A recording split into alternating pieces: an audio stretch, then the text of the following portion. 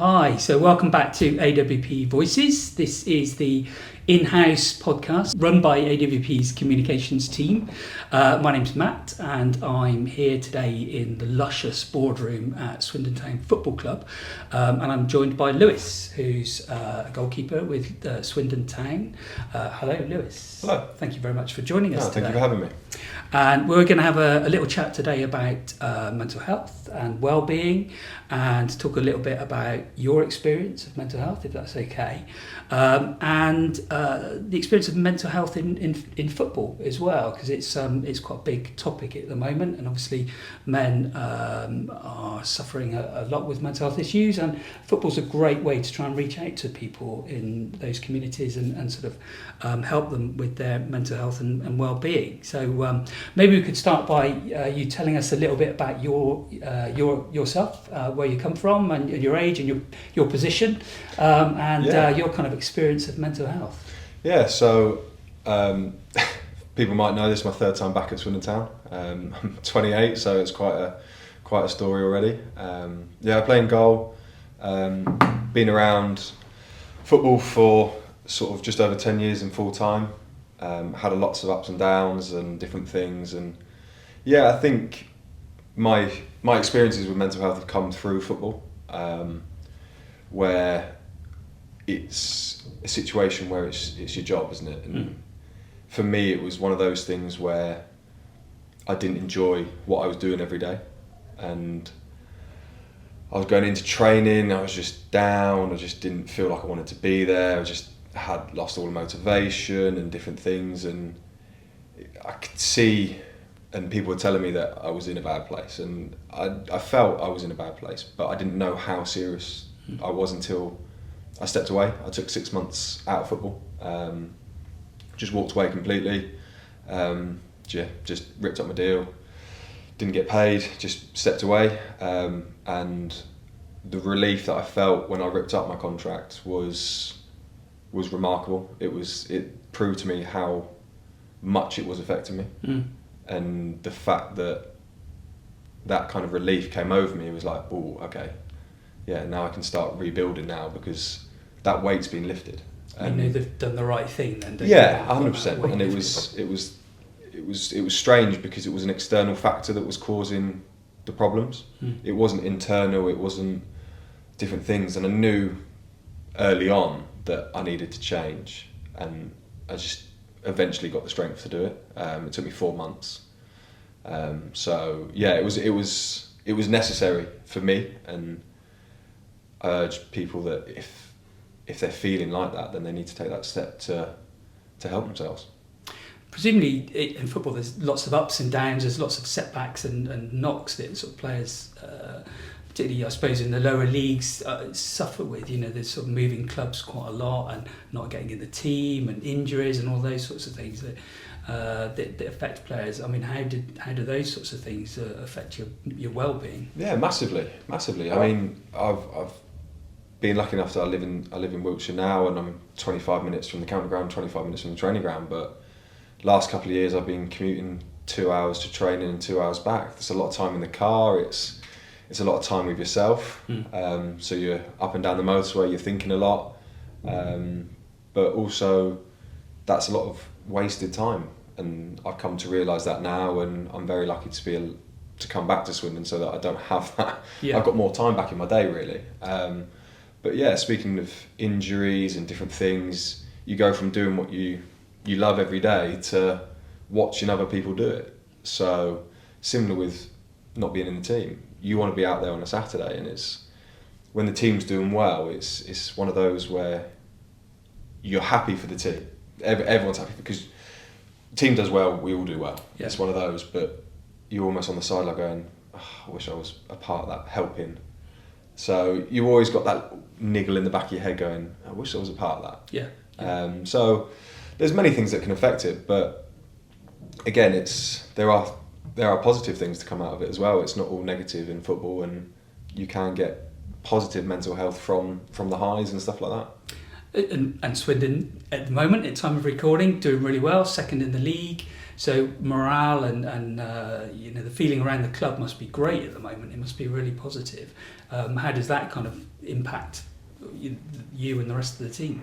It makes it a lot easier. Yeah. It's one of those where positivity breeds confidence, and when everything's going well, you're feeling good about yourself. You go into a game on Saturday thinking you're unbeatable. You go into games knowing you're going to win. Yeah. And I know it's a cliche in football, and football seems to be full of cliches, but it's don't get too high when you win, don't get too low when you lose. It's a long season, and you can't be on the floor 1 minute when you lose and be through the roof when you win. So we're second in the league at the moment. We've played 11. We've got 35 to go. So if we replicate the form from the first 11 for the next 35 games, then I think we'll be in a really good place come the end of the season. And you talk about the sort of emotions and the ups and downs of being a footballer, but obviously there's a lot of things that you go through as a footballer that every other person in life goes through as well, all those other ups and downs. I mean, how do they impact you, and how do they differ from the sort of the average Joe Bloggs in the street? Yeah, I mean, mental health can be caused by numerous things. It's finances, bereavement, divorce. There's so many factors that can be accounted for, and when things are going well on the pitch, it's easy to be distracted. Football's your distraction. You go there to forget about everything. You can just go on the pitch, play football for 2 hours, you're playing with your teammates, you're training, you forget everything. But when football isn't going well, and you've got things that are off the pitch that are affecting you as well, that's when it can really affect people. Yeah. You've got things going on at home, football's not going well, at work, everything just seems to be on top of you, and that's when people do fall into that unfortunate place. I think that's something that fans often forget, isn't it? When they look at footballers, they think they've got this great lifestyle, they're doing the job that they all want, getting paid loads of money, and obviously there's obviously things going on behind the scenes as well. It's not just about performance on the pitch, and that must affect the performance on the pitch as well if things are going badly elsewhere in your life, mustn't it? Yeah, 100%. Yeah. It's one of those where people think from as soon as you see professional football, it's a glamorous lifestyle. And arguably at the top of the pyramid, it probably is. You're getting paid lots of money, but again, no one's without their faults and different things. You see things that happen at the top of the game with players that are international level, and they think they've got everything going for them, but it doesn't. It's not always the case. So yeah, I think people do almost put footballers on a pedestal and think everything's right, everything's fine. I mean, you don't know what's going on at home. You don't know what's going on in people's family lives. You don't know what's going on financially, and I think people need to respect that footballers are humans as well. And maybe one fan says one thing to a player, you catch them on a bad day, and then you see that player getting fined or charged by the FA. You don't know what's going on behind the scenes. Yeah.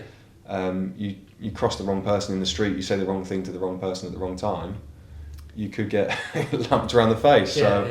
It's people need to respect people's sort of privacy and their lifestyles really as well. Yeah. Because at the end of the day, we are all human beings. And we've all got well-being and mental health that we need 100%. to look after, haven't we? There's obviously been a lot of instances recently, in recent years, of footballers, perhaps retired footballers more so than current footballers, who've experienced mental health issues, and we won't name names, but there are a number of examples that we could use of people who the mental health issues have really got to them, and they've ended up sort of, suicide has got to them, and I mean that's something that presumably retirement and the end of that career can have a big effect on footballers, and that sort of void in their life. They don't have that buzz on a Saturday afternoon. I know you've talked about your kind of looking towards retirement and what you were planning to do. So could you tell us a little bit about that? Yeah. So hopefully I'm a long way from retirement. Still got at least 10-12 years, so that's. But again, I've grown up where my parents were like, look, your career's short. It might end next week with an injury. It might end up in 10 years' time. So they always like plan for the future. You've got to make sure that you have something to fall back on, because unfortunately it's a short career, and in League Two currently you don't earn enough to retire when you finish playing. So you need to have something to fall back on and look to do next. And for me, I fell into counselling. I'm training to be a counsellor for mental health. Person-centred therapy is what I'm currently doing. So that's what I'm looking to do come retirement, and different things. I'm doing my coaching badges as well, and just branching out sort of my knowledge tree really. I'm always looking to pick up things, and the club aren't too happy at the moment because I'm renovating my house, but we're doing it all ourselves. So I was up on the roof at the weekend. They were like, "Oh, just be safe up there." It's like, okay. But at the moment, training to be a counsellor and looking to do that and just help people in ways where I felt that I needed support and it wasn't there, and looking at sort of the environment of football. There's so many different areas where support is needed and it's not there. You might find in the academy system, for example, you've got a child that's 12, 13 that's getting pressure from his parents to be the next David Beckham, be the next Wayne Rooney. He doesn't want to play football, but he's getting the pressure from his parents. He needs someone to talk to. Or on the flip side of that, from the parents, you've got a single parent that's trying to deal with 2-3 children, couple of jobs, got to take them to football, swimming, gymnastics, whatever it is. They're getting pulled 4 different directions and they need someone to speak to. So it's necessary and it's relevant, and I think support is needed for people. Yeah, it's interesting. So clearly the power of talking, the power of connecting with people is really important in counselling, right? Massively. It is.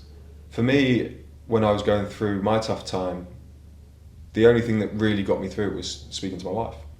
Just sort of coming home and speaking to her and going, like, and just talking about it. Then I realised what I needed to do. Saying it out loud and voicing what I knew was going on inside me was powerful enough to make me realise that I actually needed to do what I was saying. And it was only that when I voiced it that I understood myself. It's almost like writing it down, like notes. You're revising for a test. If you're taking notes and you read them over and over again, you memorise it. Saying it out loud rather than just thinking it was like, right, it was just reaffirming my own thought process and getting the courage to do what I needed to do. Seems to become more real then, doesn't it? When it's words, when it's out there, rather than just kind of these sort of thoughts that sort of float around in your mind that don't mean anything. They're just like dreams, aren't they? Whereas actually speaking it out loud and having that conversation, interacting with someone, it suddenly becomes real, I guess. Yeah, massively. It's in your mind. It's all jumbled. It's all disconnected. When you speak out, you can put it into a pattern. You can put it into sort of bullet point sort of notifications and just go bang, bang, bang, bang, and then just right. You've said it now, go do it. Yeah. It's not as simple as that, but it's the first step to doing it. So, AWO Voices Mental Health Partnership, NHS Trust, has recently partnered with Swindon Town to promote our talking therapist service. How do you think that partnership will positively affect the mental health issues of people in and around Swindon?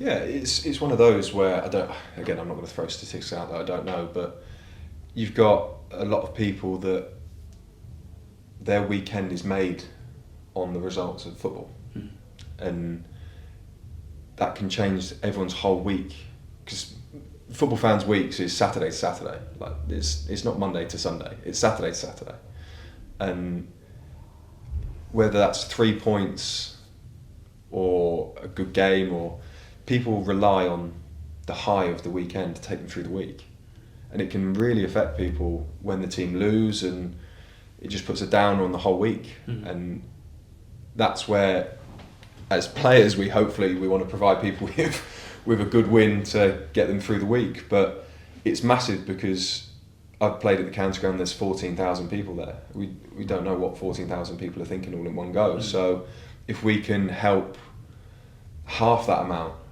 by talking and getting people to open up and express how they're feeling, then we're on a good journey, and we've started a good process there. But yeah, I think because of the way football is such a massive part of people's lives, it needs to be treated as such, and it's a massively good platform to branch out and promote things.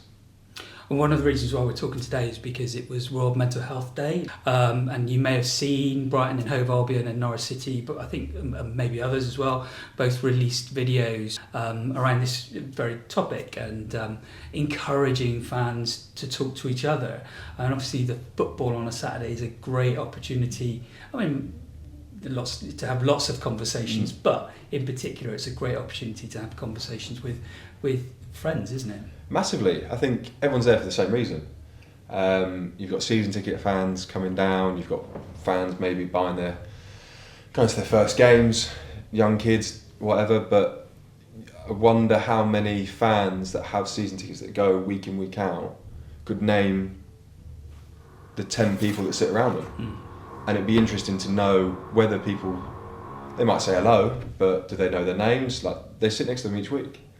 Do you know the people that you're sat next to? That's an interesting kind of concept for us to dive into. And I think looking at the Norwich adverts and the Brighton videos and different things, they're promoting fans to talk to each other, because again, it's not necessarily the fans that are outward and boisterous they're probably the ones that may be struggling the most. You look at fans that are giving abuse to players. I mean, we don't react to it because you don't know what they're going through. They might need that release, and unfortunately we get the brunt of it sometimes. But at times you don't know what people are going through. They might need to come to football to release some stress, some frustrations, because they've got a lot going on. And being at football is their passion, and where they can, like we said earlier, for footballers, when you go onto that grass, you can forget about everything. Fans, when you're sat watching a game, you can just focus on the game. You don't have to think about anything else. You can just focus on that. Everything goes away for 90 minutes. It's an interesting point you raise about, that conversation with those people sat around you. Do you know them? I read something a while back, I think when Saturday comes, about the increasing number of people going to football on their own. So actually not going with friends, but just sitting there on their own. Yeah. You're right, they might have those conversations with those people on a Saturday afternoon, and it might be the only time in the week when they talk to those people. They may not even know their names. But that's a great place to sit and have those, to open up those conversations, isn't it? To start having those discussions with people. Yeah, I mean, it's one of those where you go, some fans might have not missed a home game, away game, all games for 35 years. Yeah. And then suddenly they're not at a game. People go, oh, why are they not there? But you don't know. If you're speaking to people week in, week out, get to know them a little bit, get to know their background, get to know what's going on in their lives, different things, you might understand what's going on and different things. But when you see people week in, week out, and then they're suddenly not there, then it does leave a hole. And I think if the communities can group together and speak about things and talk, introduce people at games and stuff like that, then it will fill that gap and people can support people through tough times. I mean, football's got this stigma, hasn't it, as being a very sort of man-to-man kind of game, and you don't talk about your problems, you just sort of bottle them up and keep them hidden, and it's very much the view of players and fans as well. There's this sort of sense that that's how people experience the game. Do you think that's something that's changing in football? Do you think within the game as footballers, do you see that changing? Do you talk about mental health in the dressing room at all? I think it's one of those where the gaffer at the moment is very hot on it, because we've had some lengthy injuries, and those kind of injuries are tough to take, and you need a good group around the boys to keep them going, and especially when the team's doing well, they feel left out, like we spoke about earlier. When the team's doing badly, they can go, oh, they're missing me, and it gives you that little bit of a boost, like, when I'm back, all the problems will be solved. Yeah. But when the team's doing well, it's almost worse for the injured player, because they're like, oh, they're doing it without me. So we need to group together to make sure that the players feel included and different things. And we did speak about a player care package for the lads that injured for a moment in time, so we're sort of discussing that at the moment to get that in place, because there hasn't been anything like that in place at the club. So we're trying to sort that out. But yeah, I think it's one of those where at the moment the gaffer is very, very hot on it. He's all about the mentality and the players, and he's making sure that everyone's sort of in a good place. And I would say he's an old school man manager. He talks to everyone. He wants to know the person. He wants to know what's going on at home. He wants to speak to people. Whereas other managers, not saying they're right or wrong, but new managers, they distance themselves from the group, and that can kind of have a negative effect, because at the end of the day, like we said, human beings, footballers are human beings. If something's going on at home and affecting people, then you're not going to get the best out of them on a Saturday. So if you know the player inside and out, you can just take it easy today. I know what's going on. We'll have a chat later. We'll go for a walk, go for a coffee or something like that, and you can sort it. So yeah, I think it's one of those where it's on the precipice. It's turning point. There's still a number of people in the game that are very, don't talk about your problems. You're at football now. You're at work. This is. But sometimes the problem is work, which is the tough thing to take. Yeah, and that's really interesting, because I mean, as footballers, as athletes, you're concerned about your physical health sort of constantly, aren't you? It's a daily thing. So part of that is your mental health as well. You know, why should that be any different? Why should you not look after your mental health? So if you're not performing, if your mental health isn't performing correctly, then how are you going to perform on the pitch? You know, it's going to impact that, isn't it? That performance. Yeah, of course. And again, I think sports psychology is becoming more prevalent in sport now. Number of clubs that I know and have been at that do employ a sports psychologist, and they are there to support players. But I think players are wary speaking